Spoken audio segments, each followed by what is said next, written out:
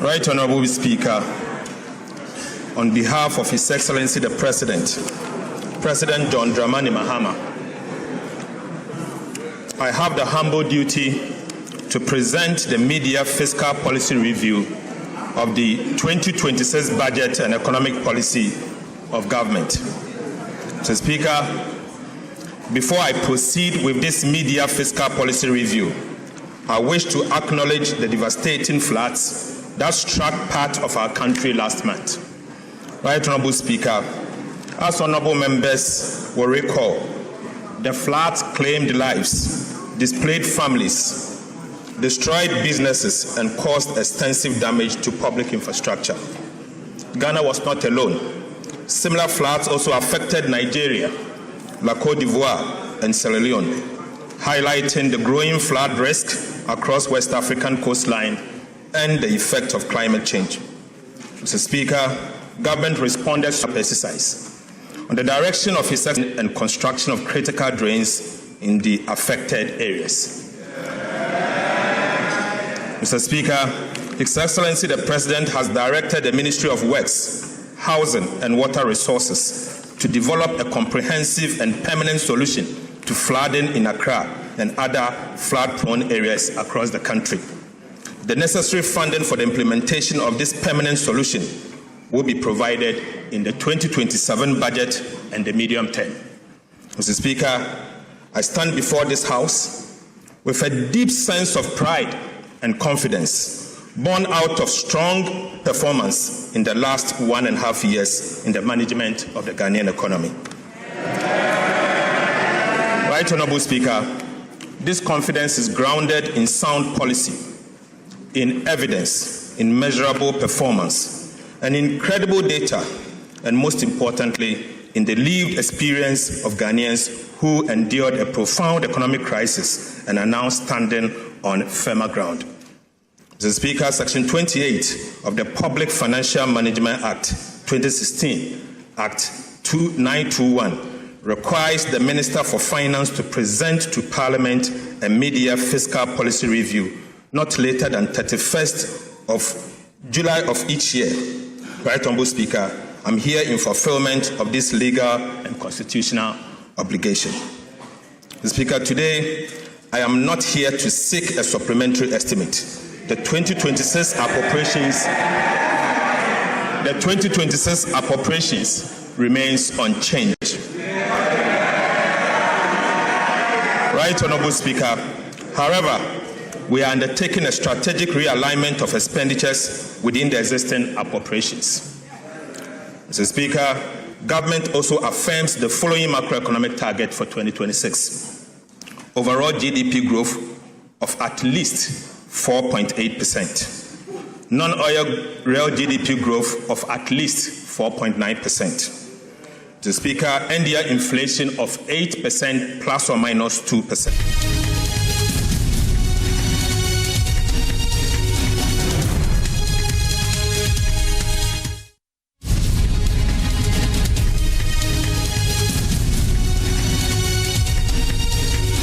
Where Ghana stands today and where Ghana is heading. Mr. Speaker, I respectfully request the first text of this media fiscal policy review be captured in the Hansard in its entirety, while I present the highlights to this House. Mr. Speaker, before I present the details of our economic performance, we must briefly recall where we came from. I do so because the lessons of economic history must never be forgotten. Mr. Speaker, when this administration took office in January 2025, President Mahama inherited an economy on its knees. Right Honorable Speaker, the economic crisis of 2022 was not merely an accident. It was the consequences of a series of wrong policy choices. Choices about reckless spending, choices about excessive and binge borrowing, choices about lack of accountability, and a failure to level with the people of Ghana about the true state of the Ghanaian economy. Mr. Speaker, the consequences of those wrong choices for the Ghanaian people were so severe. The cedi depreciated at levels never seen before, eroding savings, businesses, business capital, and purchasing power of millions of Ghanaians. Inflation exceeded 50%, dramatically increasing the cost of living and placing basic necessities beyond the reach of many people. Real disposable incomes declined sharply. Interest rates surged, making credit expensive for the private sector. Investor confidence collapsed. International reserves fell to extremely low levels. International credit rating agencies downgraded Ghana's sovereign debt to levels never seen in our history. Mr. Speaker, Ghana lost access to the international capital market. The previous government implemented most painful debt restructuring program that imposed crude and painful haircuts on domestic and external bondholders. Financial institutions and individual bondholders also suffered significant losses, with many losing their lifetime of savings. Even pensioners were not spared the burden of crude and painful haircuts under the DDP. The Speaker, and businesses closed or relocated. Jobs were lost, and many households that had escaped poverty fell back into hardships. Mr. Speaker, this is an honest account of the economy and the one that His Excellency the President inherited. We recount this event not to dwell on the past, but to remind ourselves of the heavy price of fiscal indiscipline, excessive borrowing, weak accountability, and dishonest economic management. Mr. Speaker, Ghana must never be brought this low again. Right Honourable Speaker. Right Honourable Speaker. These painful experiences must strengthen our collective resolve to safeguard macroeconomic stability and ensure that such a crisis is never repeated. As a nation, we must internalize the true costs of economic mismanagement and commit ourselves to sound economic stewardship. Some lessons cannot simply be taught, they must be lived. But once learned, they must never be forgotten. Never again, Mr. Speaker. Mr. Speaker, when this administration assumed office, it moved swiftly and decisively to stabilize the economy and begin the work of national reconstruction. It was immediately clear that the old model of managing the economy had failed, and Ghana did not need incremental adjustment, but it needed structural reforms. We therefore took difficult but necessary decisions which were neither politically convenient nor painless. These decisions demanded our collective sacrifice, Mr. Speaker, but they were necessary to restore stability and rebuild confidence. Right Honourable Speaker, the progress Ghana is recording today did not happen by chance. Some have suggested that our recent macroeconomic gains are simply the product of good fortune. Others have attributed the recovery solely to the debt restructuring program or the IMF program inherited in 2025. But Mr. Speaker, I firmly disagree. Our recovery is as a result of superior economic management. Mr. Speaker, for emphasis, I firmly disagree. Ghana's recovery is as a result of superior economic management. Debt restructuring may create fiscal space, but it does not create fiscal discipline. Right Honourable Speaker, an IMF program may provide a framework, but it cannot substitute for sound policy, disciplined implementation, and political will. Sustainable economic recovery is built on good policy choices, competent economic management, and disciplined execution, and most importantly, courageous leadership. Mr. Speaker, the evidence before us is overwhelming. Ghana's recovery has been driven by a deliberate program of economic reforms implemented since President Mahama assumed office in January 2025. These reforms have strengthened public financial management, restored fiscal credibility, improved revenue mobilization, reduced fiscal risk, and reinforced macroeconomic stability. The results speak for themselves. every major macroeconomic indicator has improved significantly. These outcomes are not accidental. They are the product of reforms, discipline, and sound economic management. Mr. Speaker, it is therefore important to place on record the reforms that have delivered this turnaround. Mr. Speaker, the recovery of the Ghanaian economy has been anchored on three key transformational policy reforms. These key transformational reforms are as follows. The first is fiscal correction. The second is the modernization of Ghana's tax regime. And the third is a complementary fiscal policy for inflation targeting and exchange rate stability. Mr. Speaker, the first key transformational policy reform was fiscal correction. The objective was straightforward. First, to assume control over public finances. Second, is to introduce new expenditure discipline. And third, to place public debt on a sustainable path. We therefore recalibrated Ghana's fiscal framework to ensure greater efficiency, stronger accountability, and fairer burden sharing across government. Right Honourable Speaker, the 2025 budget reset expenditure to 2023 nominal levels, eliminating wasteful spending that had weakened fiscal management over the years. As a result, primary expenditure declined sharply from 18.7% of GDP in 2024 to 13.2% of GDP in 2025. Mr. Speaker, a 5.5% adjustment without hurting economic growth. Most importantly, Right Honourable Speaker, the primary balance also improved from a deficit of 2.9% of GDP in 2024 to a surplus of 2.5% of GDP in 2025, placing public debt firmly on a downward trajectory. Mr. Speaker, a fiscal adjustment expenditure led by 5.4% of GDP in one calendar year. Mr. Speaker, this sent an unmistakable signal to Ghanaians, investors, and other development partners that fiscal discipline is the new order. Mr. Speaker, government also recalibrated the IMF program, shifting the emphasis from revenue-led to expenditure-led fiscal consolidation to achieve a fairer sharing of the adjustment burden. We amended the Public Financial Management Act to institutionalize a binding fiscal rule requiring a minimum annual primary surplus of 1.5% fiscal consolidation to achieve a fairer sharing of the adjustment burden. We amended the Public Financial Management Act to institutionalize a binding fiscal rule requiring a minimum annual primary surplus of 1.5% of GDP and a debt-to-GDP ceiling of 45% by 2034.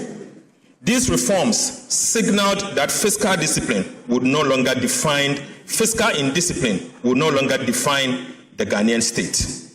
Mr. Speaker, aside, we established the Value for Money Office to strengthen expenditure efficiency, improve the quality of public expenditure, and ensure that every cedi spent delivers maximum value for the Ghanaian people.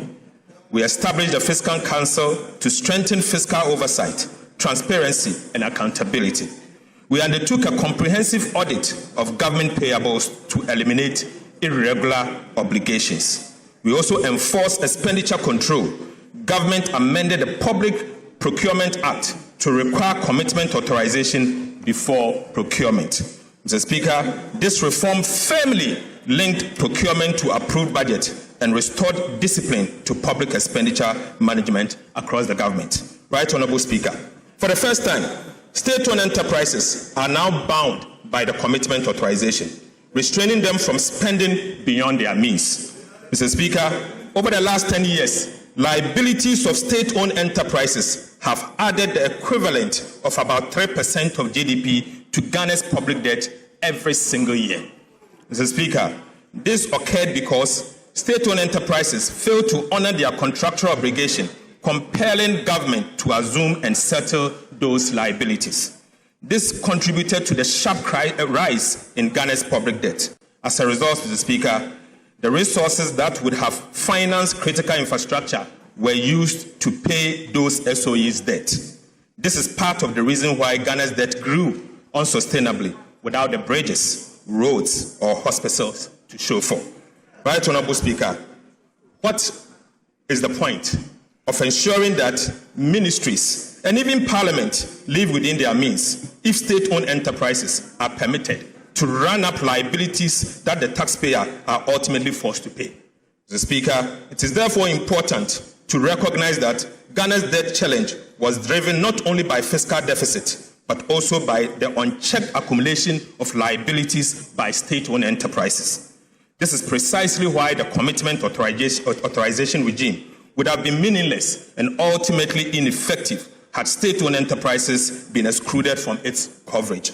Right, Honorable Speaker, we also operationalize the sinking fund to strengthen debt management and demonstrate to government that government is committed to meeting future debt obligation. We restored genuine fiscal decentralization by ensuring that at least 80% of the district assembly's common fund is transferred directly to assemblies to support local development. Right, Honorable Speaker, we reduce the number of ministers from 123 at its peak to 60 and reduce the number of ministries from 30 to 23 because, Mr. Speaker, because a leaner government is not merely good politics, but it's also a sound fiscal policy. We curtailed non-essential expenditure, including excessive foreign travel, workshops, conferences, and unnecessary vehicle procurement. We also discontinued low-impact programs like the Ghana Cares of Atampa and the U-Start to redirect scarce resources to national priorities. Mr. Speaker, the second key transformational policy reform was the modernization of Ghana's tax regime. The objective was very clear. First, to restore investor confidence. Second, to revive private enterprises. Third, to provide a relief to households and businesses, and also to increase domestic revenue through better policy, stronger compliance, and more efficient administration, not through higher tax reforms. We therefore abolished a number of nuisance taxes, including the following: e-levy, betting tax, COVID-19 health recovery levy, emission tax, VAT on motor insurance. Mr. Speaker, for the first time since 2015, we undertook comprehensive VAT reforms, removing distortions, improving efficiency, and strengthening compliance. More importantly, the reforms have left businesses with more working capital to invest, expand, and create jobs. We also introduced a sliding scale royalty regime for gold to ensure that Ghanaian people receive a fairer share of the economic returns from their natural resources.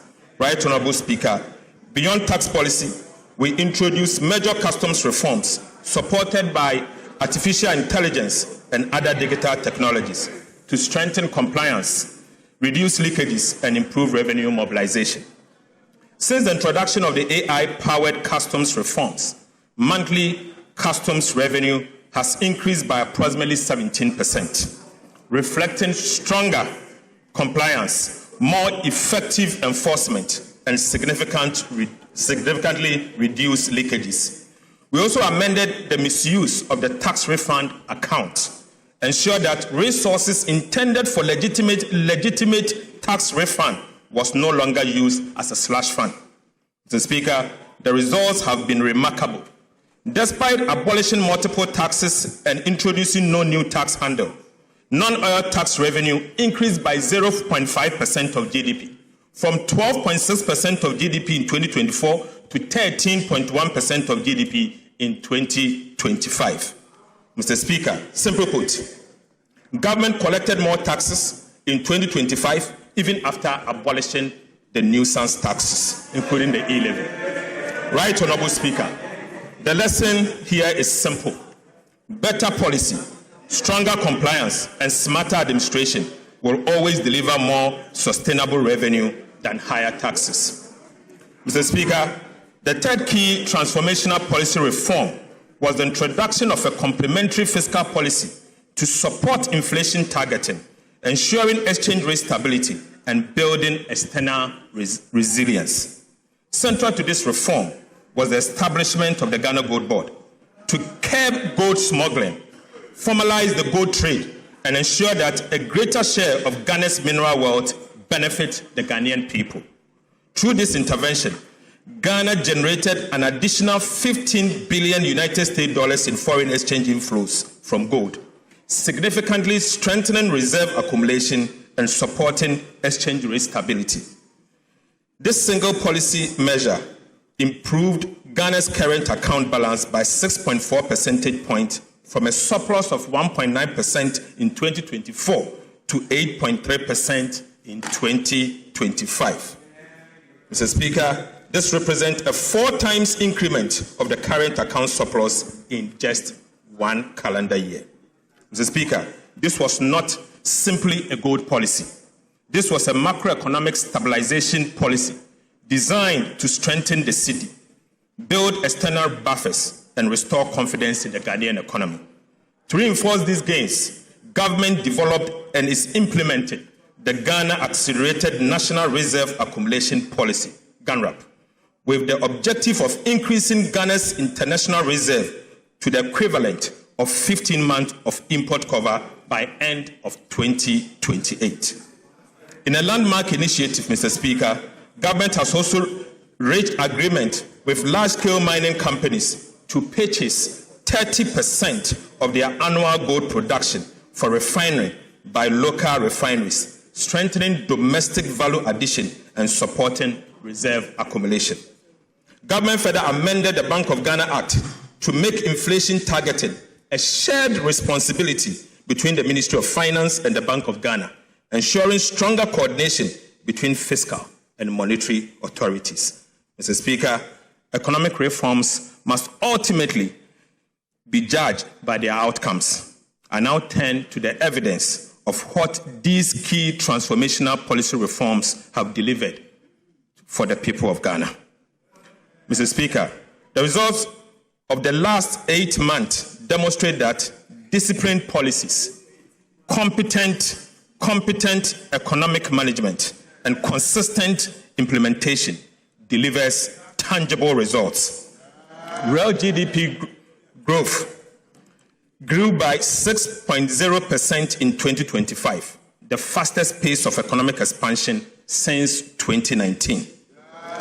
Instructively, Mr. Speaker, non-oil GDP grew by 7.6% in 2025, the highest rate in 14 years, demonstrating that Ghana's recovery extends well beyond favorable commodity prices.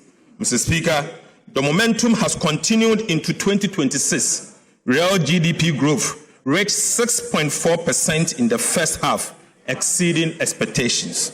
Mr. Speaker, for the first time in our nation's history, the size of Ghana's economy exceeded $100 billion, firmly establishing Ghana as a major emerging market economy. Ghana's per capita income increased by more than $850 in just 1 year. Mr. Speaker, rising from $2,527 in 2024 to $3,385 at the end of 2025. This is the highest per capita income ever recorded in our country's history. It is therefore not surprising that Ghana is now recognized as the 8th largest economy in Africa. Mr. Speaker, these are not mere statistics. They represent higher incomes, stronger businesses, greater opportunities, and an economy with an enhanced capacity to invest in its people. The labor market is also improving.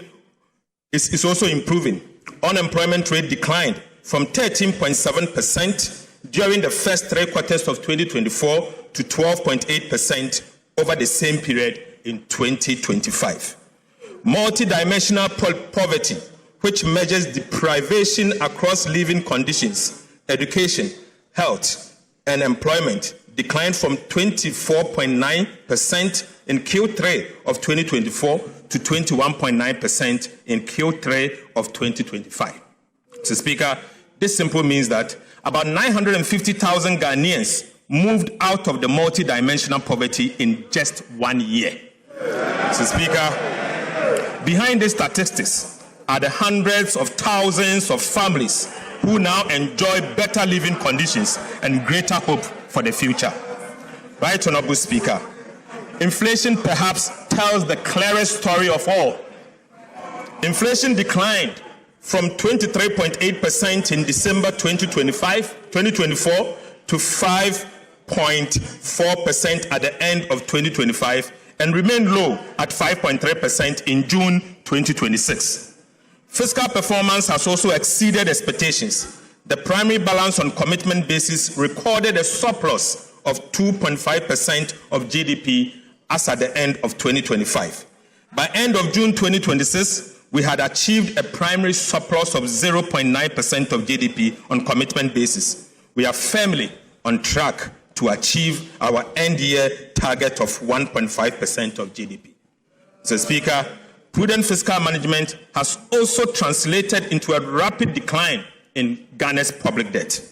The debt to GDP ratio fell from 61.8% of GDP, 61.8% at the end of 2024 to 44.7% at the end of 2025 and reached 45% by end of June 2026.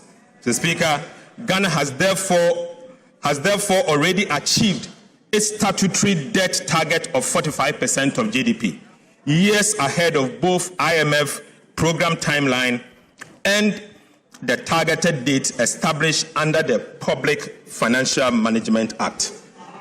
Mr. Speaker, debt service is also consuming a far smaller share of government revenue.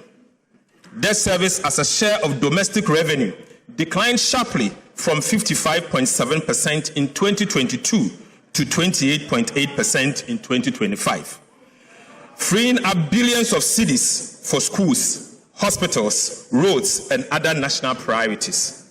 Mr. Speaker, for the first time since April 2014, Ghana's external and overall risk of debt distress has improved from high to moderate. Even more significantly, the joint World Bank IMF debt sustainability analysis has moved Ghana from unsustainable in 2023 to sustainable in 2025, and now for the first time ever to sustainable with room to absorb shocks.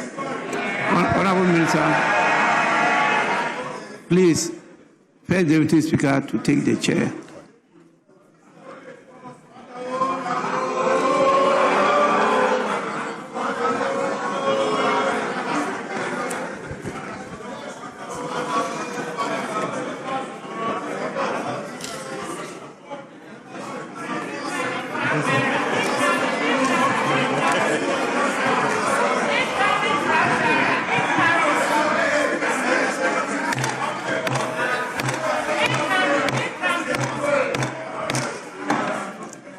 Finance Minister, you may continue.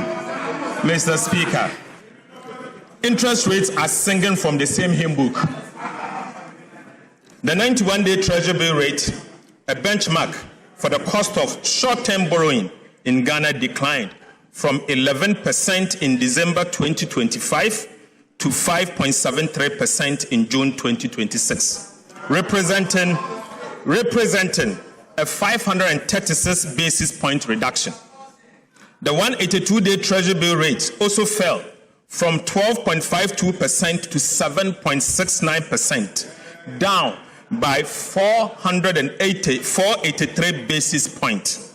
Mr. Speaker, similarly, the 364-day Treasury bill rate declined from 12.94% to 12.82%, a 12 basis point decline.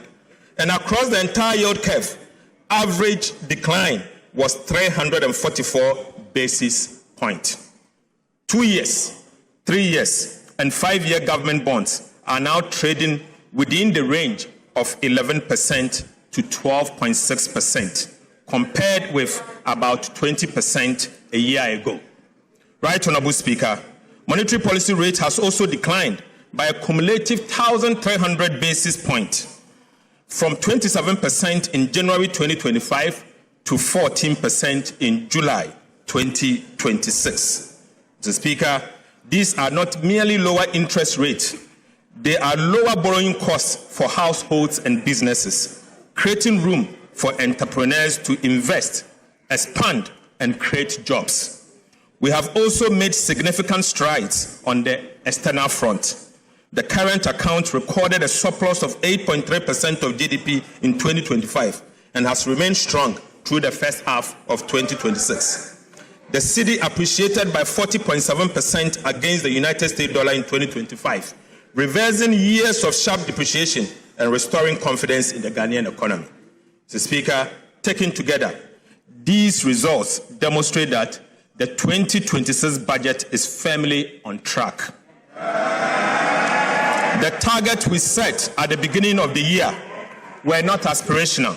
They were grounded in sound policy, disciplined implementation, and realistic assumptions. The performance of the economy in the first half of 2026 confirms that we're on course to achieve them. Economic growth is exceeding target. Inflation is below the projected range. Fiscal performance is stronger than programmed, and the debt trajectory is improving faster than expectation. Mr. Speaker, the detailed macroeconomic performance will be presented in subsequent sections in this review. Right Honorable Speaker, the commitment we made to the people of Ghana are being honored, and the results are evident. I now wish to speak, Mr. Speaker, I now wish to speak directly to every Ghanaian listening to me this afternoon.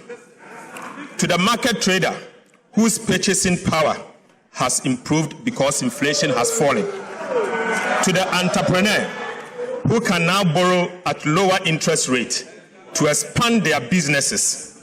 And to the worker whose income now stretches further because the cedi has stabilized.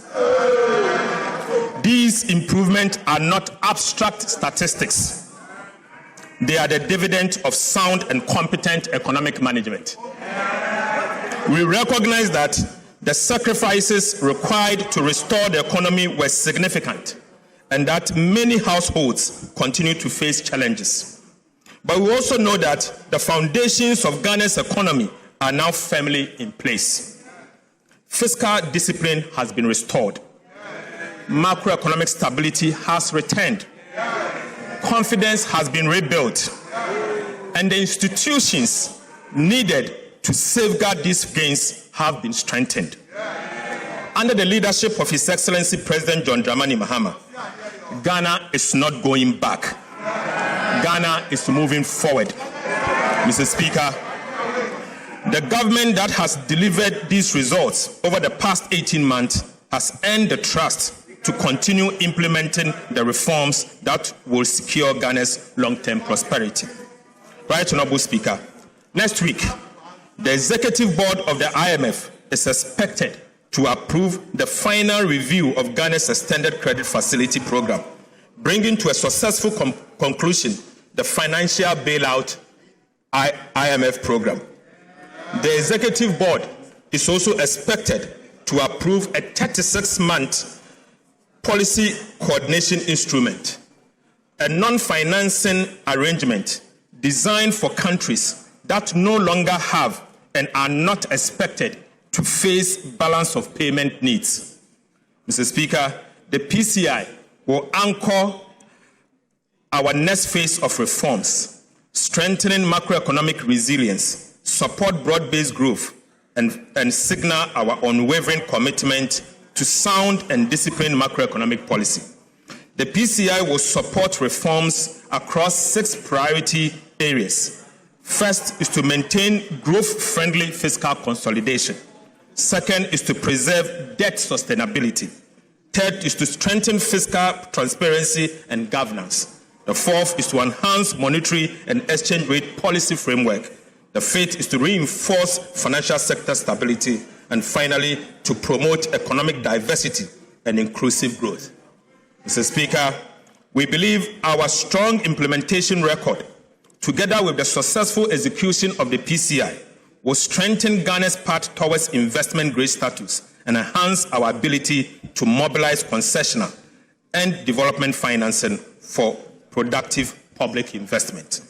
The PCI will include quantitative and 26 reform targets monitored through semi-annual reviews to ensure sustained implementation of reforms that are critical to achieve our ambitious policy objective.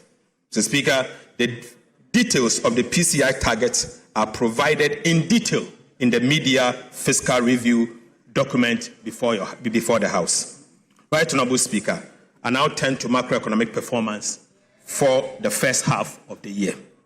Mr. Speaker, Ghana has not merely met its first half-year target, it has exceeded them.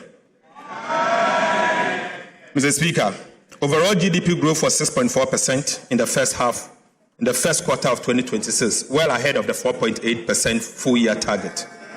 Non-oil GDP growth was 6.3% in the first quarter of 2026, well ahead of the 4.9% full-year target. Inflation has more than halved, falling from 13.7% in June 2025 to 5.3% by end of June 2026, against a target of 8 plus or minus 1% at the end of the year. The primary balance recorded a surplus of 0.9% of GDP on commitment basis, firmly on track to achieve our end-year target of 1.5% of GDP. Gross international reserves was 5 months of import cover as at end of June 2026, exceeding the target of at least 3 months of import cover. Mr. Speaker, January to June 2026, fiscal performance. Mr. Speaker, the provisional fiscal performance for the first half of 2026 is presented against the following approved 2026 fiscal target. Overall deficit target on commitment basis of 2.2% of GDP, primary surplus of 1.5% of the GDP, overall deficit on cash basis of 4% of GDP, and primary surplus on a cash basis of 0.4% of GDP. But Mr. Speaker, provisional fiscal outturn for the first half of 2026 was stronger than anticipated, indicating continued prudence in fiscal management and enhancing the government fiscal consolidation agenda. Non-oil tax revenue as at end of June 2026 was 6.4% of GDP, compared to a target of 6.5% of GDP. Mr. Speaker, domestic revenue reached 7.7% of GDP by June 2026, compared to the target of 7.8% of GDP. Mr. Speaker, total revenue and grant reached 7.8% of GDP by June 2026, compared to a target of 7.9% of GDP. Total expenditure on commitment basis at the end of June 2026 was 8.0% of GDP against the half-year target of 9.9% of GDP. Primary expenditure, which excludes interest payment, was 6.6% of GDP by June 2026 compared to half-year target of 8.1% of GDP. Interest costs at 1.3% of GDP as at the end of June 2026 against the half-year target of 1.8% of GDP, indicating that we have saved on interest about 0.5% of GDP, reflecting lower interest rates and improved debt management. Mr. Speaker, this performance reflects the resolve of this administration to make difficult decisions, implement them consistently, and maintain unwavering fiscal discipline. Mr. Speaker, I now move to public debt. At the end of June 2026, domestic debt accounted for 54.4% of Ghana's total public debt portfolio, while external debt accounted for 45.6%. On the 17th of February 2026, government honored the 6th domestic debt exchange program coupon payment of 10.1 billion on time and in full. Mr. Speaker, the 7th DDEP coupon payment of 10.8 billion cedis falls due on the 18th of August 2026. let me use this opportunity to assure this House that it will be paid on time and in full. Mr. Speaker, since January 2025, government has paid a total of $2.1 billion in principal and interest to Eurobond holders without placing undue pressure on Ghana's foreign exchange reserves. Right, Honorable Speaker, there was a time when the world doubted us. Today, every payment made on time answers that doubt, assuring bondholders in London, pension funds in New York, and investors at home that our word is our bond. Payment after payment, coupon after coupon, Ghana is proving one thing beyond dispute. We now keep our word. We now keep our word. That is how market confidence is rebuilt, not through speeches, but through repayment. Mr. Speaker, financial markets have delivered their verdict on Ghana's disciplined fiscal policies and prudent debt management. Right, Honorable Speaker, borrowing costs are down by half. In other words, government is borrowing less. That alone has saved us, this country, 4.2 billion cedis in just 6 months. Mr. Speaker, as Treasury bill rates decline, lending rates across the banking sector are also falling, making it cheaper for households, entrepreneurs, and businesses to borrow, invest, and expand, and at the same time, create jobs. Mr. Speaker, Ghana's Eurobond yields have fallen by about 300 basis points since the beginning of the year. This is not just a number. It is the market vote of confidence in our economy and our reforms. 3 years ago, Mr. Speaker, Ghana could not borrow on the international capital market at any price. Today, the market is inviting us back, but we are not in hurry. We are not in hurry. Right, Honorable Speaker, 3 years ago, Ghana could not borrow on the international capital market at any price. Today, the market is inviting us back, but I want to assure you, we are not in hurry. 3 years ago, unsustainable debt defined our crisis. Today, our debt to GDP ratio has fallen to 45% and still declining, ahead of every target. Mr. Speaker, the work is not finished, and the PFM debt rule requires continuous vigilance. But the direction is right, the momentum is real, and the foundation is solid. Solid. Mr. Speaker, Ghana's external debt restructuring, initiated after the sovereign debt default of 2022, is now at its final stage. In just 3.5 years, Ghana has moved from default to credibility, from debt distress to debt sustainability, from market exclusion to a renewed investor confidence. This is an achievement every Ghanaian can be proud of. Mr. Speaker, following the 2022 public debt default, government could not borrow long-term in cedis and relied heavily and solely on treasury bills to finance the budget. Mr. Speaker, Ghana has now overcome what the economists describe as the original sin, which is the inability of a country to borrow over the long term in its own currency.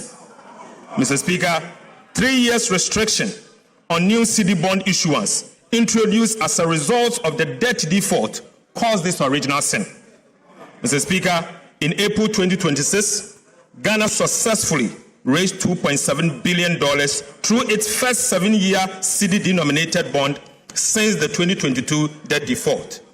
This marks an important step in rebuilding the domestic bond market and restoring long-term financing in our own currency. This further demonstrates that Ghana has regained the ability to mobilize long-term financing in its own currency for development. Right Honorable Speaker, I'm proud to announce that Ghana has now overcome the original sin.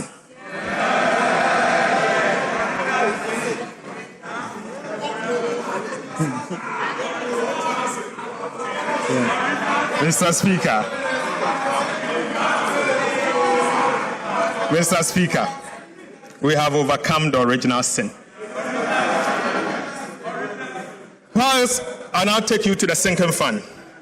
While Ghana's debt restructuring is nearing completion, prudent debt management requires us to look beyond today to tomorrow's obligation.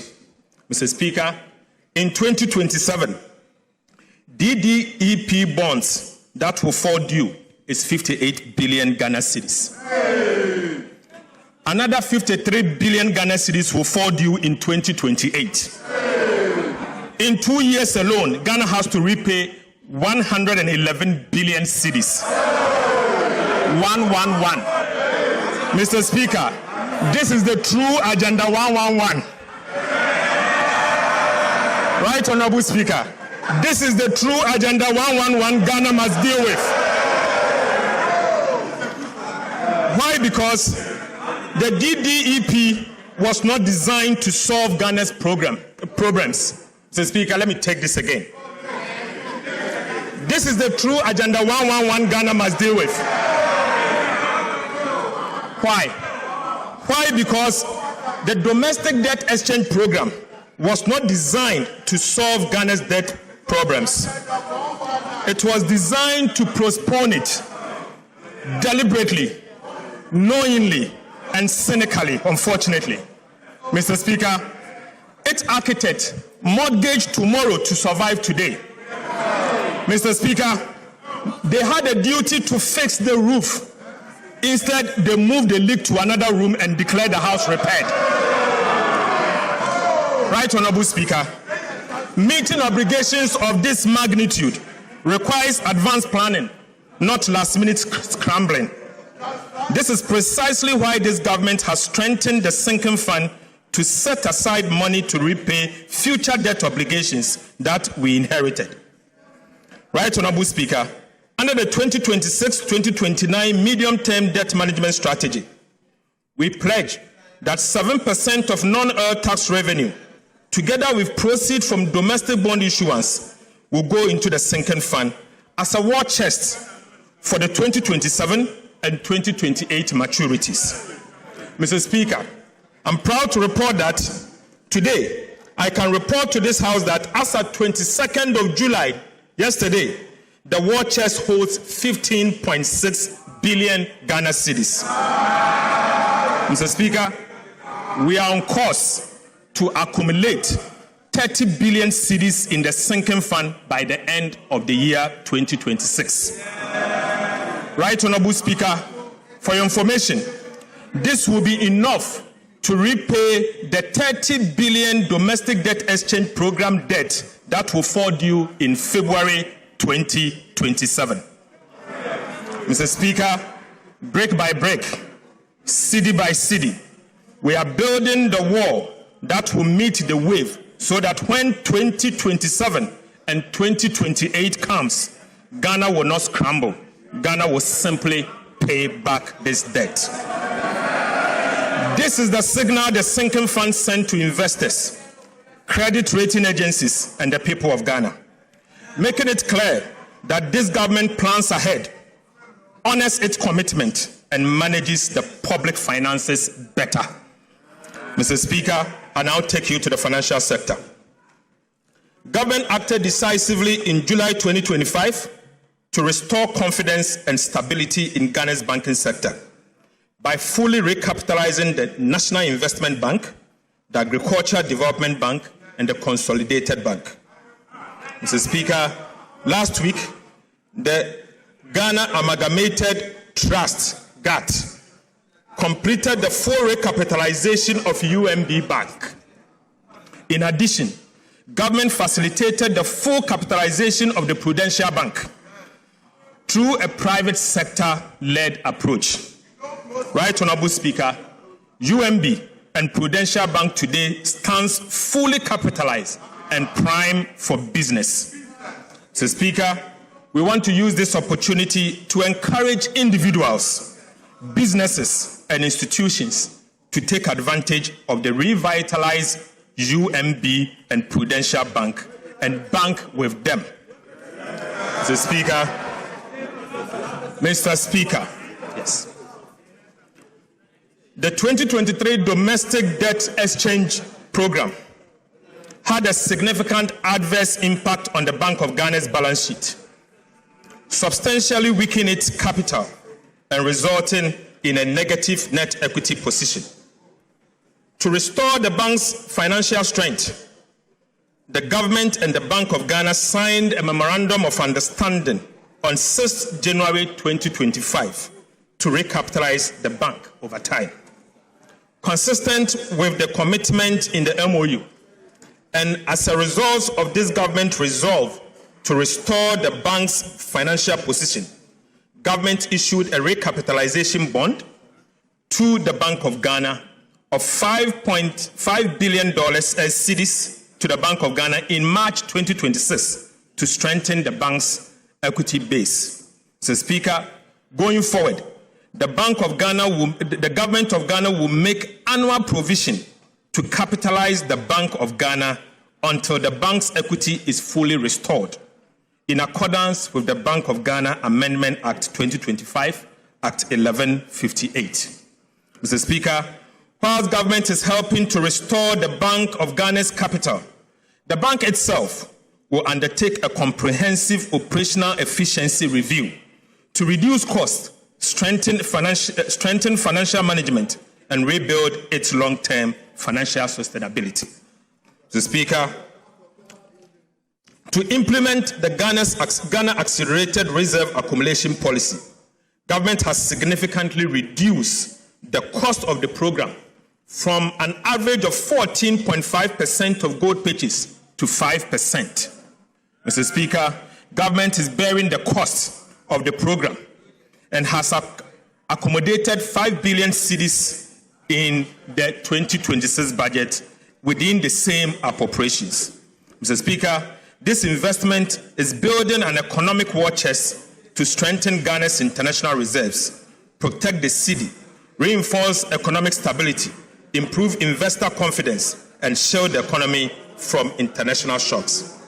Mr. Speaker, I now take you to update of the implementation of the fiscal policies that this House approved for us. Right, Honorable Speaker, 6 months ago, this House approved an ambitious program of fiscal reforms. Today, I'm pleased to report that implementation is well underway. Key milestones have been achieved, and the reforms are already delivering measurable results. On the revenue side, government is targeting an increase in non-oil tax revenue from 13.1% of GDP in 2025 to 14.1% of GDP in 2026, 1% increase, through improved compliance, broader tax basis, and enhanced revenue administration, and not through higher taxes. Mr. Speaker, we will achieve it. On the expenditure side, government remains firmly committed to keeping spending within approved limits while improving its efficiency and effectiveness. Mr. Speaker, I now take you to the individual tax reforms. Mr. Speaker, this government introduced the most ambitious reforms to Ghana's VAT system in over a decade to eliminate long-standing distortions, improve efficiency, and support business growth. We abolished COVID-19 health recovery levy. We decoupled Get Fund levy and the National Health Insurance levy from the VAT base, making both eligible for input tax deduction. We reduced the effective VAT rate from 21.9% to 20%. We abolished VAT on recognizance and prospecting for minerals, relieving thousands of micro and small businesses of the obligation to register for and charge VAT. And we extended the zero rating of locally manufactured textiles to 2028. Right, Honorable Speaker, These reforms have simplified VAT systems, removed distortions, lowered the tax burden, and strengthened the foundation for improved compliance. So, Speaker, reforming the tax law was only the first step. Government is now leveraging technology to transform revenue administration and improve compliance. The cross-border technology solution for collecting VAT from non-resident platforms was successfully piloted in April 2026. The pilot confirmed that the system is functional, stable, secure, and compliant with regulatory requirements. Government is now moving decisively to secure the necessary regulatory approval for its nationwide rollout. Upon full deployment, Mr. Speaker, the system is projected to generate about 2.3 billion Ghana cedis in its first full year of operation, with revenue expected to grow by about 20% annually. Mr. Speaker, this is sustainable revenue without increasing tax rates. It simply ensures that cross-border digital platforms earning income from Ghanaian customers pay their fair share of taxes. Mr. Speaker, government is also rolling out fiscal electronic devices to strengthen VAT compliance and improve the monitoring of taxable transactions. The pilot phase is at an advanced stage. To encourage participation and improve compliance, government will also introduce the VAT reward scheme, under which customers who obtain valid VAT invoice will qualify for periodic reward. This will actively involve every Ghanaian in protecting the nation's tax base. Mr. Speaker, this is how a tax culture is built, not through fear, but through participation, transparency, and reward. Right Honorable Speaker, the concept of fiscal electronic device was first proposed by the previous NDC administration in 2026. But Mr. Speaker, the previous NPP administration deserves commendation for enacting the necessary enabling legislation. Mr. Speaker, the taxation, the use of Fiscal Electronic Device Act 2018, Act 999, laying an important legal foundation for this reform. Mr. Speaker, 8 years on, this government is taking the decisive step of implementing the reforms. You did it. You implemented. Mr. Speaker,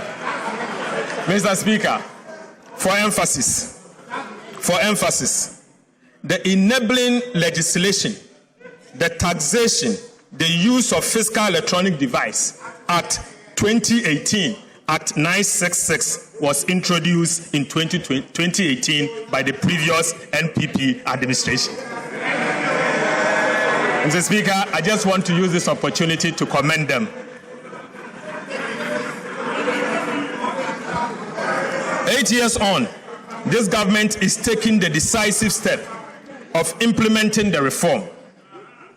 Mr. Speaker, with your leave, the chairman and the ranking members of the Finance and the Budget Committee of Parliament have been invited to provide strategic oversight for the implementation of this important national reform.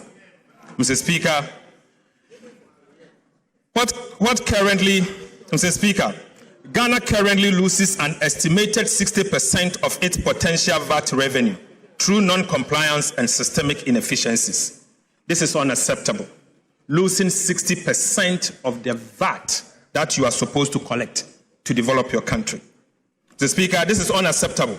It cannot continue, and under this government, this will not continue. I call on Parliament to support government to crack down on businesses and individuals who collect VAT from taxpayers and keep it instead of remitting it to the state. Mr. Speaker, fiscal electronic devices will help improve VAT collection, reduce revenue leakages, and ensure that businesses account properly for VAT they collect. Mr. Speaker, government has completed a comprehensive review of the Customs Act and the Excise Act. The bills are being laid before this House as part of the Media Fiscal Policy Review. I respectfully urge honourable members to give Customs and Excise Bill the expeditious consideration it deserves, so that these important reforms can be implemented without delay. Right Honourable Speaker, trade facilitation must never become a vehicle for tax evasion. Yet, Mr. Speaker, between 2020 and 2025, while 63% of taxable income entered directly into home consumption, the remaining 37% passed through customs suspense framework, including warehousing, transit, temporary admission, and free zones. These procedures exist to facilitate legitimate trade. However, Mr. Speaker, they have increasingly been exploited to evade duties and divert goods into domestic market without paying a single tax in return. Mr. Speaker, the cost extends far beyond lost revenue. Honest Ghanaian businesses and manufacturers are being forced to compete with imported goods that entered the domestic market through tax evasion. Mr. Speaker, this is not fair competition. It is an unfair burden on every law-abiding Ghanaian businesses. It must end. It must end now. Mr. Speaker, the customs bill before this House introduced bold reforms to close these loopholes and restore the integrity of Ghana's customs administration. To curb the abuse of warehousing, Mr. Speaker, government will introduce statutory maximum warehousing period as follows: perishable goods, 3 months; general goods, 6 months; raw materials, 12 months. Re-warehousing, Mr. Speaker, will be restricted to a maximum of 6 months, ending the practice of rolling warehousing. In addition, every bonded warehouse will be required to operate electronic inventory system linked to customs to enable real-time monitoring and audit control. Mr. Speaker, these are not merely administrative adjustments. They are structural reforms designed to accelerate revenue collection, reduce port congestion, improve compliance, and provide greater certainty for legitimate businesses. Government is also introducing the first port duty rule.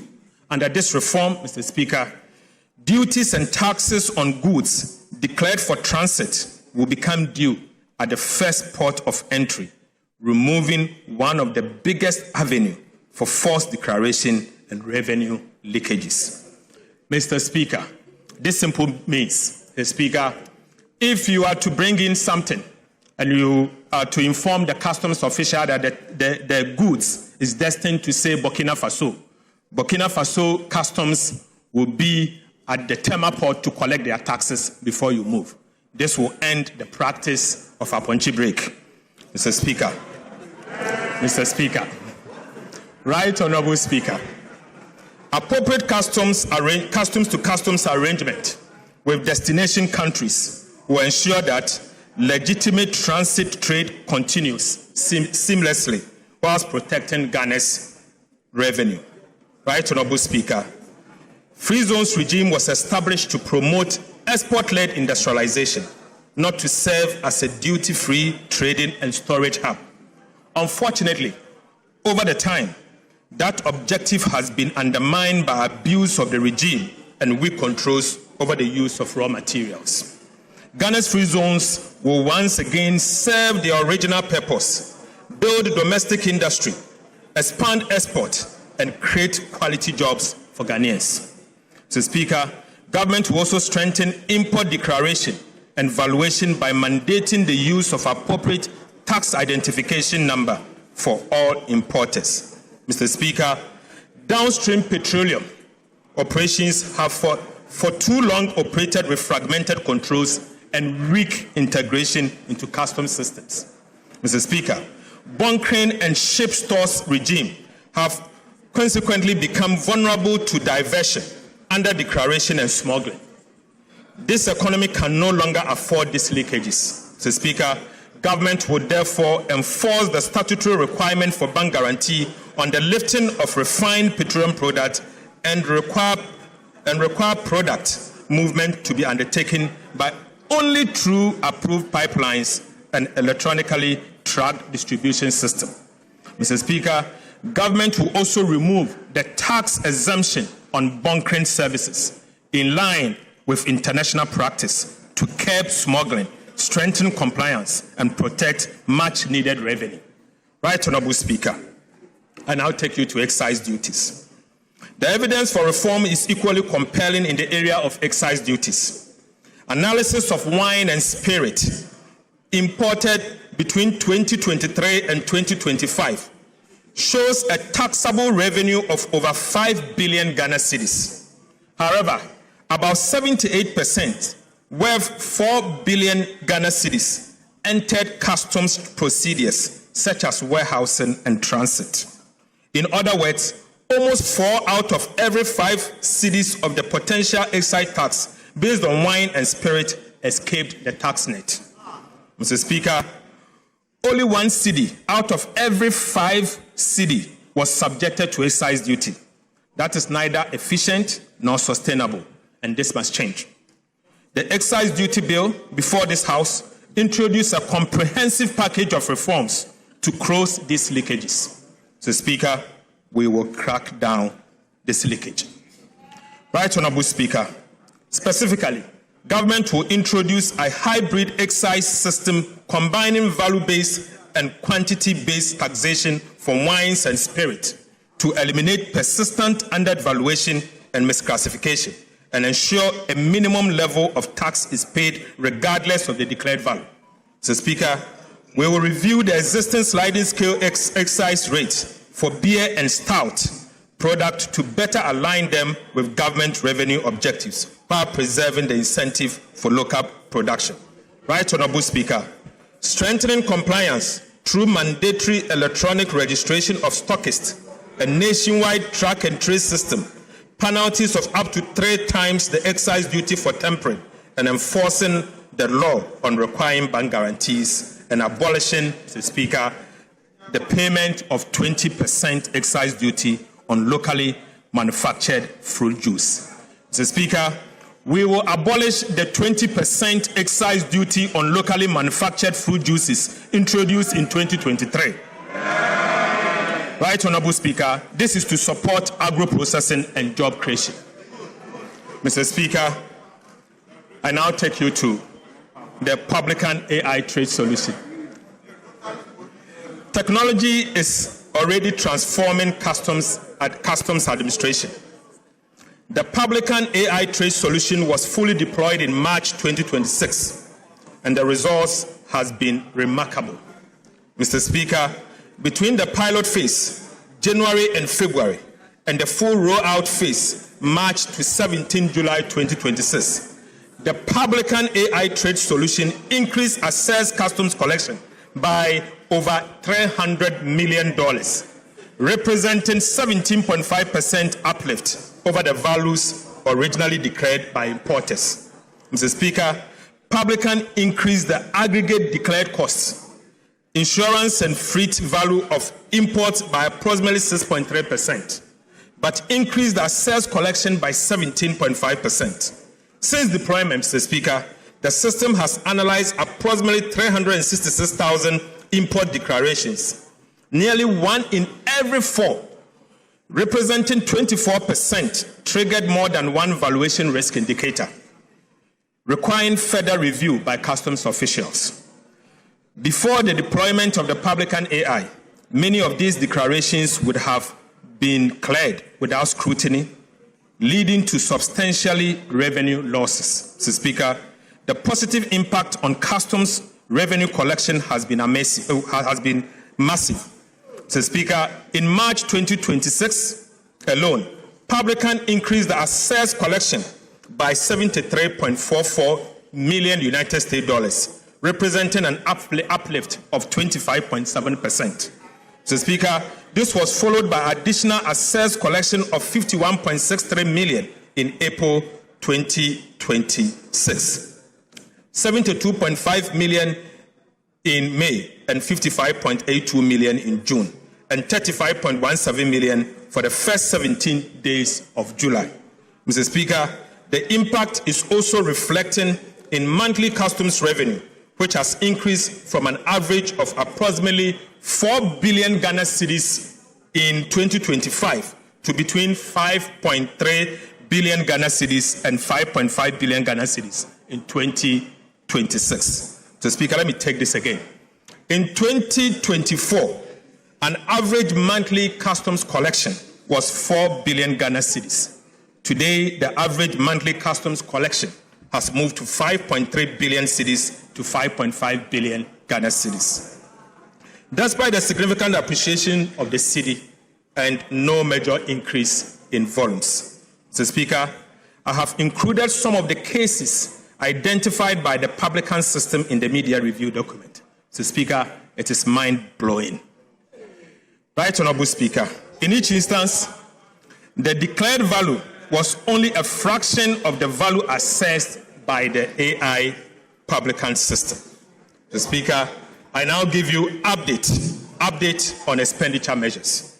Mr. Speaker, government is proposing further reforms to the public procurement, Mr. Speaker, in 3 different areas. First, the first reform is shortening procurement lead times. Mr. Speaker, the second reform is to limit the use of single-source procurement. And the third is to tighten restricted tendering. Right, Honorable Speaker, government will shorten procurement timelines. The lead time for national competitive tendering for goods will be reduced from 23 weeks to 8 weeks. Mr. Speaker, international competitive tendering for works will be reduced from 27 weeks to 14 weeks. Mr. Speaker, competitive tendering must remain the norm. Restricted tendering and single-source procurement must be the exception. Government will therefore tighten the rules governing these exceptional procurement methods, strengthening oversight and improve accountability to ensure greater transparency and better value for money. Single-source procurement will be permitted only in genuine exceptional circumstances, such as emergencies, national security, or where only one supplier is capable of delivering the required goods, works, and services. Right, Honorable Speaker, urgency arising from poor planning will no longer be treated as an emergency. Government will also strengthen accountability by introducing sanctions for approvals granted in breach of the Public Procurement Act. Mr. Speaker, these reforms will speed up project delivery, strengthen competition, improve value for money, and reduce opportunities for procurement abuses. Right, Honorable Speaker, I now take you to flood response and mitigation measures. Mr. Speaker, following the widespread flooding that affected Greater Accra and other parts of the country in June 2026, government sought parliamentary approval to draw 350 million from the contingency fund to finance emergency response intervention. On the 30th of June 2026, the Finance Committee of Parliament, acting under Article 1771 of the Constitution, approved the request. However, Mr. Speaker, government was unable to access the funds because the contingency fund was subject to a garnishee order issued by the Accra High Court. Mr. Speaker, given the urgency of protecting lives, providing humanitarian relief to affected communities, and restoring critical infrastructure, government reallocated 350 million from the contingency vote under the control of the Minister of Finance in the 2026 budget to the Disaster Management Committee under the Ministry of Interior to finance the emergency responses.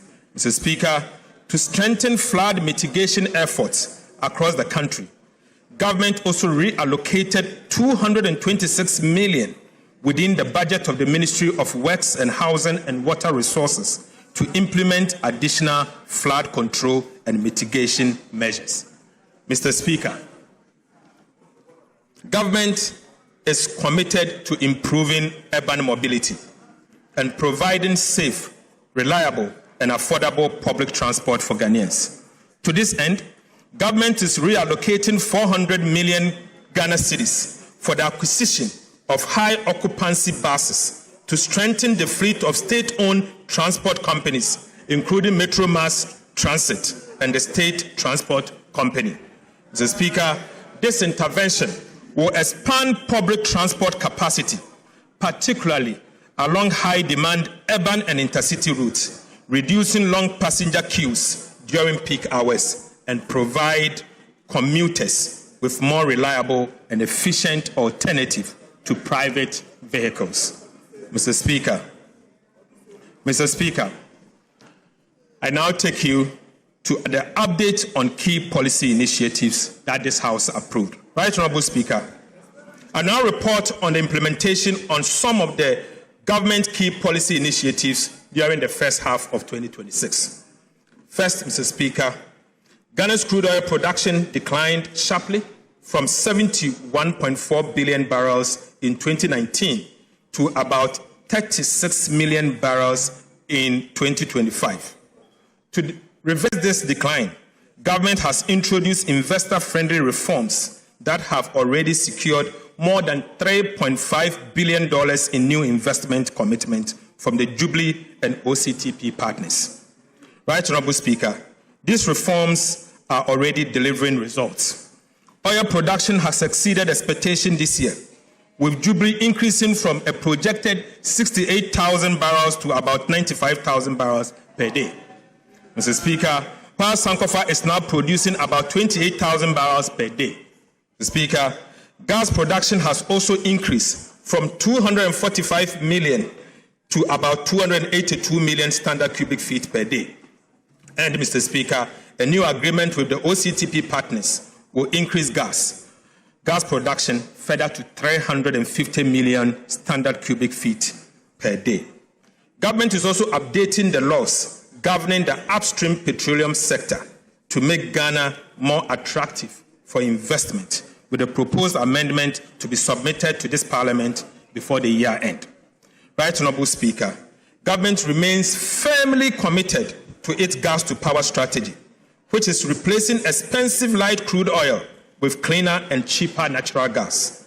This transition is expected to reduce electricity generation costs by at least 75%. I am pleased to report that by the end of June 2026, government has increased gas supply for power generation by an additional 35 million standard cubic feet per day, bringing total supply to about 490 million standard cubic feet of gas per day. The increase comprises 10 million standard cubic feet per day from the OCTP partners led by ANI and 25 million standard cubic feet per day from the NGAS. So, Speaker, this strategic shift is already delivering significant savings. By replacing light crude oil with natural gas, government saved about 3 billion Ghana cedis, equivalent to $268.8 million in fuel costs during the first half of 2026. Mr. Speaker, government in partnership with the private sector, is developing 100 million standard cubic feet per day modular gas processing facility. Land acquisition has been completed, while the environmental assessment, engineering design, financial due diligence, and project structuring are underway. Mr. Speaker, this will be submitted to Parliament for consideration. Financial close is expected by end of 2026. Right, Honourable Speaker, the project is expected to create nearly 1,000 jobs and generate about $2 billion in benefit to the state over the next 5 years through fuel savings, foreign exchange savings, taxes, levies, and dividend. Mr. Speaker, I now report on our 1,200 megawatt state-owned power plant.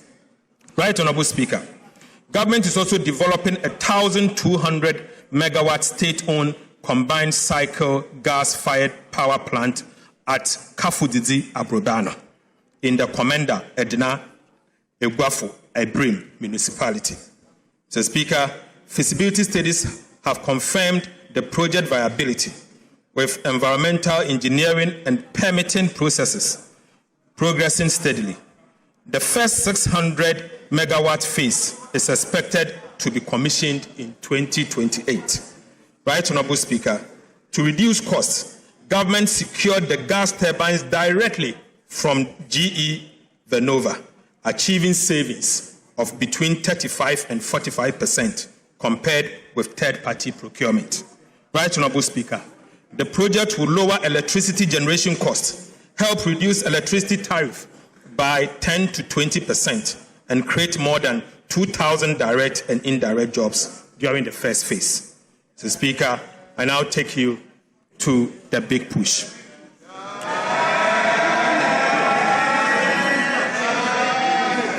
Right, Honorable Speaker. Right, Honorable Speaker. Government Big Push Infrastructure Program is driving the largest coordinated investment in strategic transport infrastructure in recent years, with projects underway in all 16 regions of the country. Mr. Speaker, work has commenced on 87 projects, comprising 74 trunk roads and bridges, 10 urban roads and 3 feeder roads. Mr. Speaker, by end of June 2026, 13 projects had reached at least 50% completion, including 6 projects that had exceeded 75%, while a further 15 projects had progressed beyond 25% completion. Significant progress has been made on key corridors, including the Kaswa-Winneba, Takrade-Aguna Junction, Ofanko in Sawom, Tepagoso, Adentandoduwa, Tema Aflao, Penny Aflao, Wenchi Sola Atimpoku Ho Aflao, Tumu Han Laura, Tumu Navrongo, and Winneba Cape Coast Takrade roads. Right, Honorable Speaker. The construction of the Swami Interchange Phase 2, the Sunyani, Tamale, and Kumasi Outer Ring Road are progressing. Mr. Speaker, feeder road projects in the Eastern Volta region are also improving access to farming communities and market access. During the second half of the year, government will fast-track project completion, project nearing completion. Mr. Speaker, improve contractor performance and remove bottlenecks to ensure they are completed on time. Right, Honorable Speaker, I take you to the Accra-Kumasi Expressway. Mr. Speaker, the Accra-Kumasi Expressway remains the flagship under the Big Push program. It involves the construction of 176-kilometer, 6-lane bi-directional expressway linking Ghana's 2 largest commercial cities.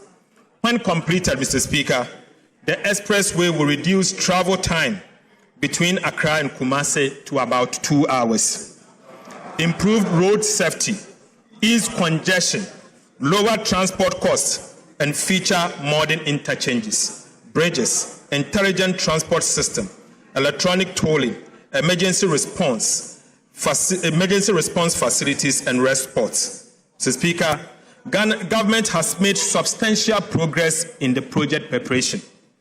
As of 22nd July 2026, yesterday, the Ghana Armed Forces have cleared 122 kilometers, representing about 70% of the 120-meter wide right-of-way in just 12 weeks. Mr. Speaker, the entire corridor is expected to be cleared by the first week of September 2026. Right, Honorable Speaker, compensation assessment, environmental studies, engineering design, feasibility works are progressing simultaneously. The feasibility study and detailed engineering design are expected to be completed by end of August 2026, next month. Mr. Speaker, with procurement for the main construction contract to commence in September 2026. Mr. Speaker, as of 2nd of July 2026, $1.7 billion United States dollars have been deposited into a dedicated Accra-Kumasi Expressway account at the Bank of Ghana. Mr. Speaker, for emphasis, as at yesterday, 22nd of July 2026, the government of Ghana has deposited 1.7 billion United States dollars into an account, a dedicated account at the Bank of Ghana solely for this project. The funds have been ring-fenced and will be used only after the main construction contract is awarded. I can share it. Mr. Speaker, government is therefore confident that all the requirements for this transformational project, including the resources, the money, will be in place when His Excellency President John Dramani Mahama cut the sword for the construction of the project to begin. Mr. Speaker, I now take you to Achia-Mamfuom and also Achia-Mamfuom Bridge. Right Honorable Speaker, for centuries, the people of Afram Plains have relied on ferries to cross the Afram River. While these ferries have served the area for many years, frequent delays and seasonal disruptions have impeded easy access and movement of people, goods, and the provision of essential services. The Ato Forson Bridge, a 3.6-kilometer permanent bridge, will be the longest in Ghana and will replace the ferries, providing a safe, reliable, and all-weather crossing. As part of Ghana's big push infrastructure, Mr. Speaker, it will connect the Kwewu-Afram Plains to the national road network and unlock the significant potential of one of Ghana's most important food baskets. The bridge will make it easier for farmers to transport maize, cassava, yam, rice, and other produce to market, reducing travel time. It will also improve access to healthcare, education, and other essential services, while creating jobs, attracting investment, and supporting food security. Expected to be completed by end of 2028, the Ato Achia-Mamfuom Bridge is a gateway to opportunities, bringing communities closer to markets, services, and better future. The Speaker, the Dambai Bridge. Works is also progressing on the Dambai Bridge, a critical project that will provide a permanent crossing between Dambai and Dodi-Kope and strengthen transport along the Eastern Corridor. The Speaker, the project comprises 1.49-kilometer bridge and approximately 6.8 kilometer of approach roads. The Speaker, at the end of June 2026, fiscal progress had reached 6%, slightly ahead of schedule, with foundation work and construction of the temporary bridge already underway. Right Honorable Speaker, I now take you to the 1,000-kilometer agriculture enclave road, of which Parliament approved 2 days ago. Mr. Speaker, government has begun the implementation of the agriculture enclave road program. Government is investing 528 million United States dollars, equivalent in cedis, to rehabilitate 1,050 kilometers of feeder roads across 4 major agriculture producing corridors. Mr. Speaker, upon completion, the project is expected to rehabilitate 1,050 kilometers of feeder roads, ensure 100% of rehabilitated roads are maintained under performance-based contract, expand the National Road Asset Management Database to achieve 100% coverage, create approximately 25,000 direct and indirect jobs, including at least 7,500 jobs for women, and reduce travel time by over 40% on paved roads and 30% on unpaved roads. Mr. Speaker, the first phase will involve the rehabilitation of 1,050 kilometers of feeder roads to be undertaken across 4 agriculture clusters covering 13 regions of the country. Right Honorable Speaker, Cluster 1 will cover 300 kilometers of roads in Upper West, Northern Region, and Savannah regions, and that will be 300 kilometers. Clusters 2, Mr. Speaker, will rehabilitate 300 kilometers of roads in the Oti, Volta, and the Eastern regions. Mr. Speaker, Cluster 3 will also rehabilitate 250 kilometers of roads in Ashanti, Bono East, and Eastern region. And finally, Mr. Speaker, Cluster 4 will cover 200 kilometers of roads in Western North, Western, Central, and Ahafo region. Mr. Speaker, these investments will improve connectivity between farms and market, reduce post-harvest losses, lower transport costs, and support agricultural transformation in some of Ghana's most productive farming areas. Mr. Speaker, I take you to the oil palm. Right Honourable Speaker, government remains committed to transforming Ghana's oil palm industry into a major driver of industrialization, export growth, import substitution, and rural employment.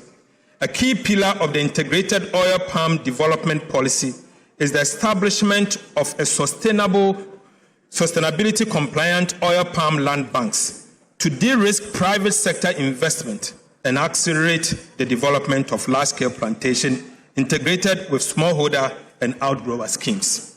So, Speaker, implementation of this initiative is progressing steadily.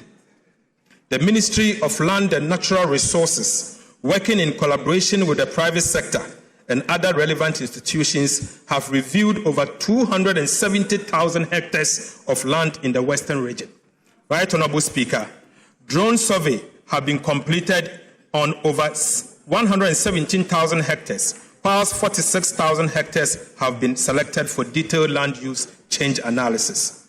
To date, assessment has been completed on 16,000 hectares, of which approximately 10,780 hectares have been identified as suitable for sustainable oil palm development. Right Honourable Speaker, these areas are now undergoing the required environmental, social, and sustainable assessment, including high conservation value, high carbon stock, and free, prior, and informed consent (FPIC) processes in line with the international standard. Mr. Speaker, similar mapping, land documentation activities have commenced in the Central region, with preparatory work underway in Eastern and Volta region.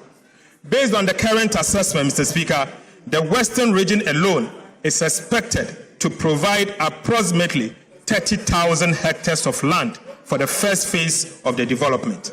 Mr. Speaker, as work expands nationwide, the land bank has the potential to exceed 100,000 hectares across Ghana's oil palm growing belt.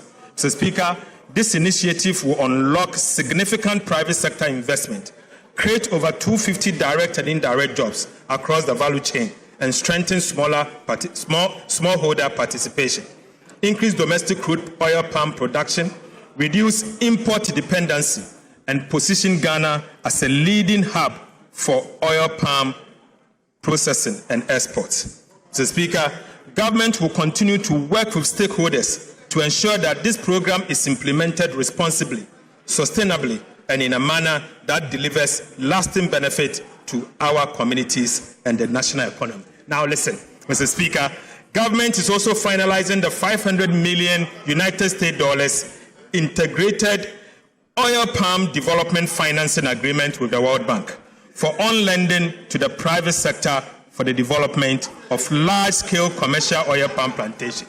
We expect to conclude and present it to this House by the end of this year. Right Honourable Speaker, we expect to bring it for approval by the end of this year.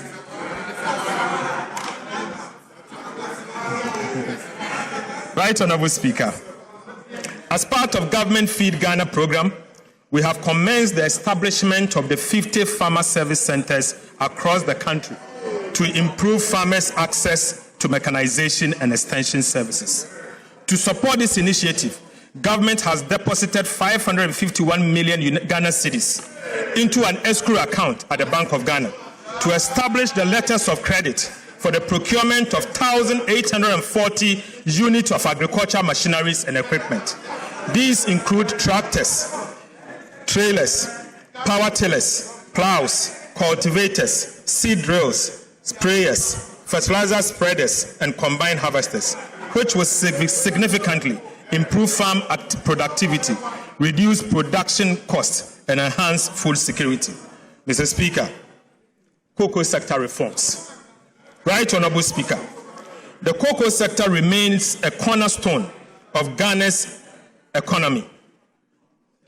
Mr. Speaker, Ghana is serving as a major source of export earnings and livelihood for millions of Ghanaians, particularly in rural Ghana.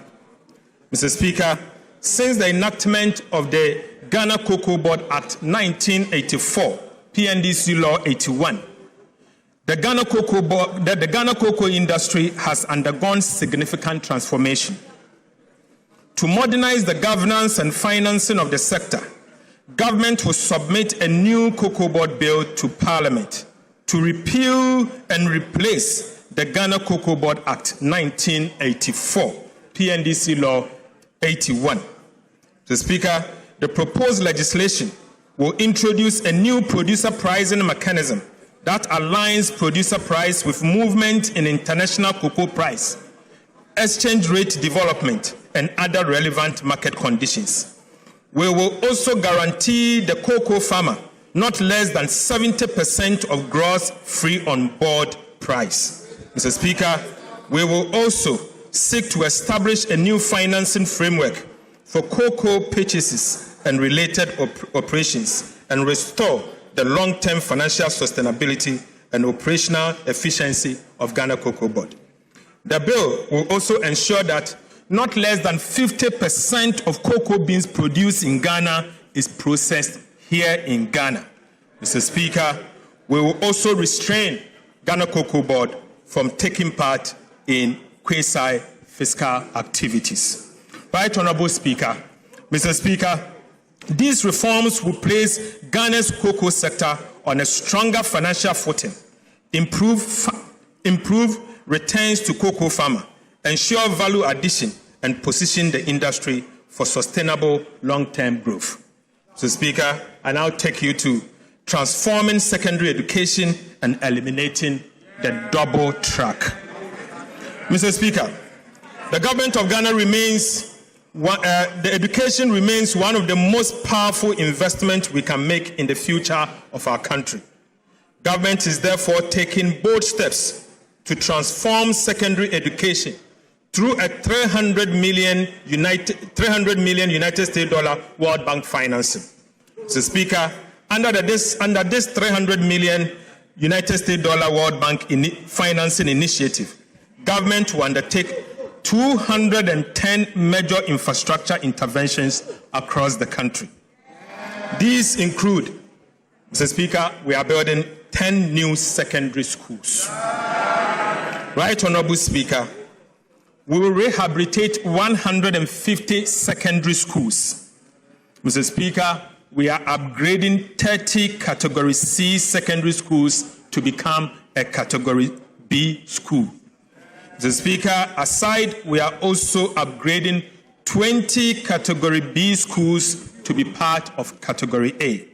Mr. Speaker, we are also going to procure furniture to support these schools that we are upgrading and ensure that every school child going to any of our secondary schools benefits from textbooks free of charge. Mr. Speaker, 10 new secondary schools will be strategically distributed to improve access in the underserved areas. One new school each will be constructed in Western North, Greater Accra, Volta, Oti, Northern, Upper East, Upper West, Savannah, and Central Region. Mr. Speaker, upon completion, the project is expected to benefit about 2.3 million students, over 100,000 teachers, and about 2,000 school leaders across the country. The project will support government effort to eliminate the double track within 2 calendar years. Mr. Speaker, improved learning outcomes, particularly in mathematics and science, expand female participation in STEM and TVET education, and equip our young people with the digital, technical, and green skills required for the jobs of the future. Mr. Speaker, I now take you to free primary health care. Right Honorable Speaker, Government remains committed to ensuring that every Ghanaian has access to quality primary health care, regardless of income or location. Following the launch of the free primary health care policy in April 2026, the first phase of implementation is targeting 150 underserved districts across the country. Mr. Speaker, government has distributed more than 24,000 pieces of medical equipment to strengthen diagnostics, emergency, maternal, and neonatal care. Mr. Speaker, we have also deployed motorbikes, tricycles, and mobile outreach equipment to improve healthcare delivery in hard-to-reach communities. In addition, community screening for hypertension, diabetes, cancer, and other non-communicable diseases has been expanded, while the establishment of health kiosks, container-based health posts, and upgrading of existing primary health care facilities are underway. Women's Development Bank, Mr. Speaker. Right Honourable Speaker, government has made progress towards the establishment of the Women's Development Bank. On the 26th of January 2026, the bank was formally incorporated as WDB Ghana Limited. Mr. Speaker, following its incorporation, government applied to the Bank of Ghana for the requisite banking license to enable the bank commence operations. Mr. Speaker, in fulfillment of the capital requirement for licensing, the Ministry of Finance has deposited an amount of 400 million Ghana cedis into an account with the Bank of Ghana as the initial capital for the Women's Development Bank. Mr. Speaker, the Women's Development Bank is expected to commence full operations before the end of this year. Mr. Speaker, and I'll bring you to the conclusion. Right Honourable Speaker, in recent times, a narrative has emerged suggesting that this government is not spending enough. Mr. Speaker, nothing can be further from the truth. Far from standing still, we have been steadily and responsibly deploying resources guided by the simple but firm principle that we can only spend only what we have, and we spend it wisely and with the future of our nation in view. Mr. Speaker, in the spirit of transparency and accountability, allow me to lay before this House a clear account of some of the expenditure we have made so far to support government programs across the sectors approved in the 2026 budget. Mr. Speaker, first, to compensate public sector workers, an amount of 48.8 billion Ghana cedis for compensation of employees has been paid, including 4 billion Ghana cedis as contribution to SNIT and 2 billion Ghana cedis as Tier 2 pension scheme. Mr. Speaker, to honor our debt obligation, an amount of 21.5 billion for interest has been paid. To honor our international debt obligation, an amount of $700 million for Eurobond debt service and interest have also been paid. To restore confidence on our financial systems, an amount of 10 billion Ghana cedis to domestic bondholders has been paid. Mr. Speaker, to deepen fiscal decentralization, an amount of 4.4 billion cedis to the District Assembly's Common Fund, representing the first 2 quarters of the year, has been paid. Mr. Speaker, to keep the National Health Insurance Scheme strong and vibrant, an amount of 4.5 billion Ghana cedis has been paid. To strengthen specialized health care, an amount of 1.1 billion Ghana cedis to Mahama Cares has been paid. Right Honourable Speaker, to support quality and access education and accessible education, an amount of 4.2 billion Ghana cedis for the first 6 months of the year to the Ghana Education Trust Fund, GET Fund, has been paid. Right Honorable Speaker, to strengthen free secondary education program and ease the burden on families, and an amount of 1.8 billion cedis to the free secondary education program has been paid.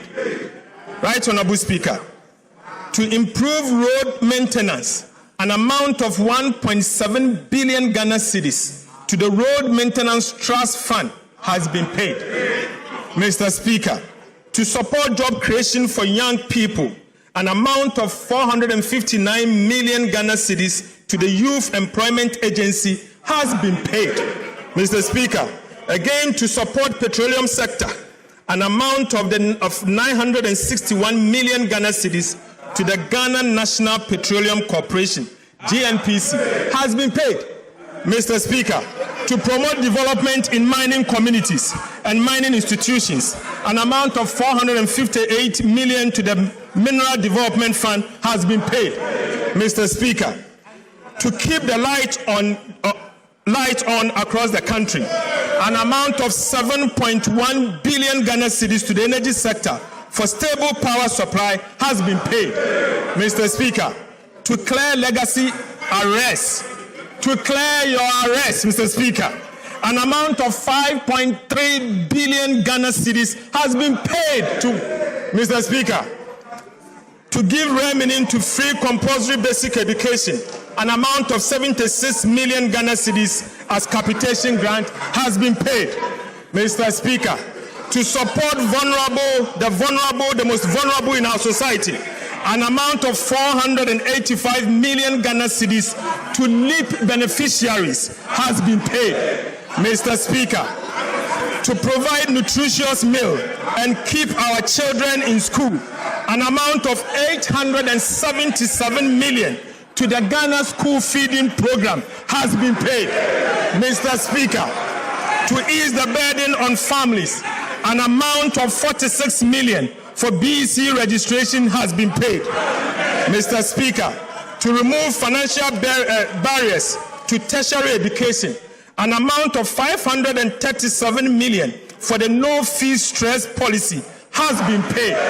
Right Honorable Speaker, to support teachers, the teacher trainees, an amount of 104 million as teacher training allowance has been paid. Right Honorable Speaker, to support nursing training, an amount of 144 million as nursing training allowance has been paid. Mr. Speaker, to strengthen grassroots governance, an amount of 93 million as assembly members allowance has been paid. Mr. Speaker, to promote skills development and entrepreneur, an amount of 45 million for the National Apprenticeship Program has been paid. Mr. Speaker, to support Ghana's participation in the 2026 FIFA World Cup, an amount of 58 million has been paid. Mr. Speaker, to support environmental sustainability, an amount of 477.4 million to ARICOPS has been paid. Mr. Speaker, in fulfillment of our campaign promise, an amount of 1.1 billion Ghana cedis to the Ministry of Food and Agriculture for flagship programs, including food buffer stock, fertilizers, certified seed distribution, Feed Ghana, irrigation infrastructure has been paid. Right Honorable Speaker, to modernize agriculture through the establishment of the Farmer Service Center, an amount of 551 million into an escrow account for the establishment of a letter of credit has been paid. Right Honorable Speaker, to support infrastructure development, an amount of 11.5 billion Ghana cedis as capital expenditure has been paid. Mr. Speaker, to improve road infrastructure, an amount of 6.5 billion Ghana cedis for the Big Push infrastructure program has been paid. Mr. Speaker, to support education delivery, an amount of 915 million for goods and services under the Ministry of Education, including sanitary pads, has been paid. Mr. Speaker, to ensure smooth and effective functioning of government, an amount of 7.9 billion Ghana cedis for goods and services have been paid. Right, Honorable Speaker, to protect our rivers, forest reserves, and agricultural lands against the Galamsey menace, an amount of 16 million to the National Anti-Illegal Mining Operations Secretariat, NIMOS, has been paid. Mr. Speaker, permit me to end where I began, not with numbers, but with reflection. Mr. Speaker, permit me to end where I began, not with a number, but with a reflection. Right, Honorable Speaker, before this administration took office, this country stood at the edge of an economic cliff. The city was in free fall. Inflation has raised 50%. Our sovereign debt rated junk. Our access to the world capital market had been cut off. And for the 17th time in our history, Ghana turned to the IMF for a bailout. Mr. Speaker, that was the Ghana we inherited. Today, inflation stands at 5.3%. Our currency, the Ghana cedi, has stabilized. Economic growth is above 6% and broad-based. Our debt to GDP is now 45%, years ahead of schedule. The primary balance is in surplus, not in deficit. Interest rates have declined significantly. And Ghana has successfully completed the final review of the IMF bailout program. Mr. Speaker, we promised to move this economy from the emergency room to the wellness center. Mr. Speaker, we have kept that promise. Mr. Speaker, I give this House my firm assurance this economy will never return to the emergency room under our watch. Right, Honorable Speaker? I want to give this House my firm assurance that this economy will never return to the emergency room under our watch. Mr. Speaker, let me be clear. These achievements do not belong to government. They belong to the people of Ghana. Behind every number in this statement is the sacrifice of an ordinary Ghanaian. The pensioner who accepted painful and crude haircuts on a lifetime savings. The bank and businesses that absorbed extraordinary losses and costs. Millions of citizens who endured difficult adjustments so that their country could recover. And the market trader, the nurse, the teacher, the entrepreneur, and the young graduate who lived through some of the hardest months in our recent history and never gave up on his country. Mr. Speaker, stabilization was not won in this chamber alone.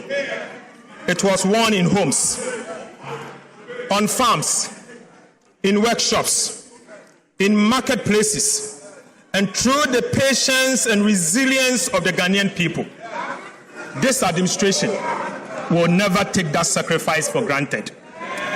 Mr. Speaker, we know that inflation alone does not refill an empty pot.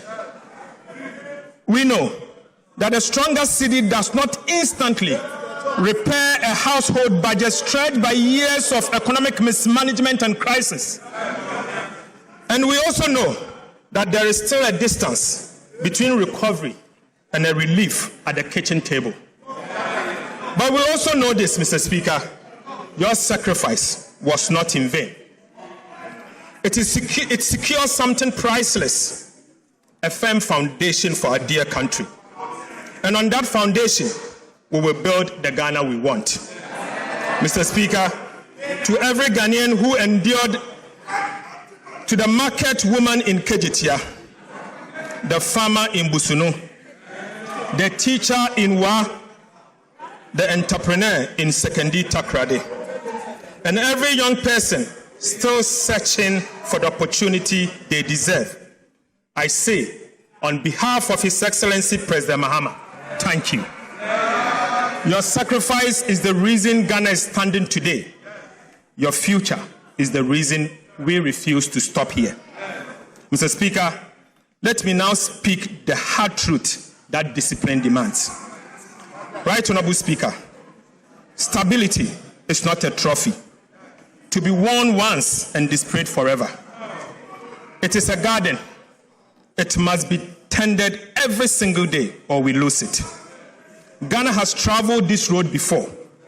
We have stabilized, celebrated, relaxed, and unfortunately relapsed.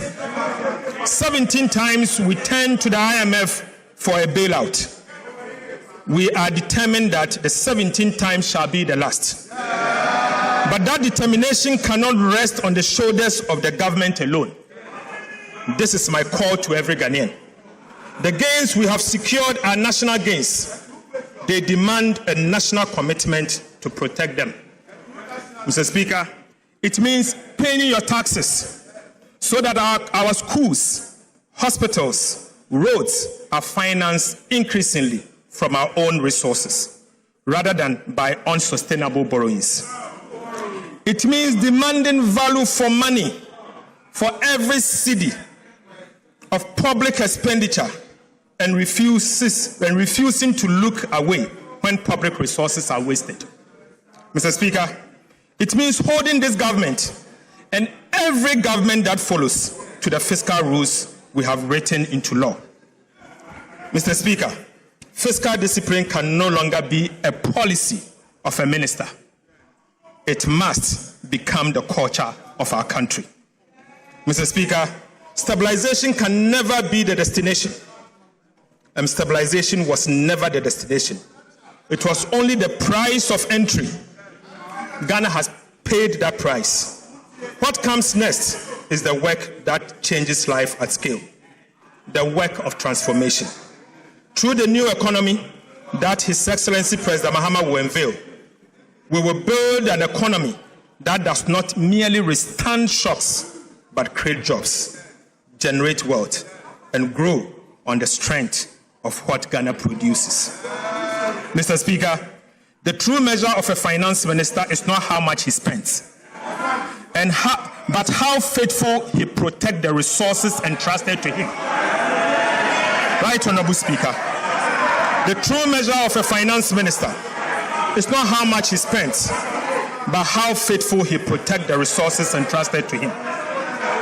The money we manage does not belong to those entrusted to manage it. It belongs to the people of Ghana. Mr. Speaker, it belongs to you and belongs to all of us. Every cedi collected in taxes, every cedi borrowed, and every cedi spent carries with it a sacred obligation to use it wisely, honestly, and always in the national interest. My assurance to this House and to every Ghanaian is simple. Your money is safe. Your money is safe. Under the leadership of President Mahama, your economy is in safe hands. And as long as I have the honor to serve as Minister for Finance, it will remain so. Mr. Speaker, I pledge to level with you always. I will tell you the truth about the state of the public finances, whether the news is welcoming or difficult. We will never conceal our challenges or exaggerate our successes. Trust is about the truth, and truth must remain the foundation of sound economic management. Our Our responsibility now is not merely to celebrate these gains, but to preserve them for future generations. Economic stability is not an event. It is a duty renewed every day through prudent stewardship, fiscal discipline, and unwavering accountability. Mr. Speaker, Ghana is not going back. Under the leadership of His Excellency President Mahama and with the determination of the Ghanaian people, Ghana is moving forward steadily, honestly, and together. Mr. Speaker, with these remarks, I respectfully submit the 2026 mid-year fiscal policy review of the budget statement and economic policy of government to this House for consideration. God bless our homeland Ghana and make our nation great and strong. Mr. Speaker, I thank you.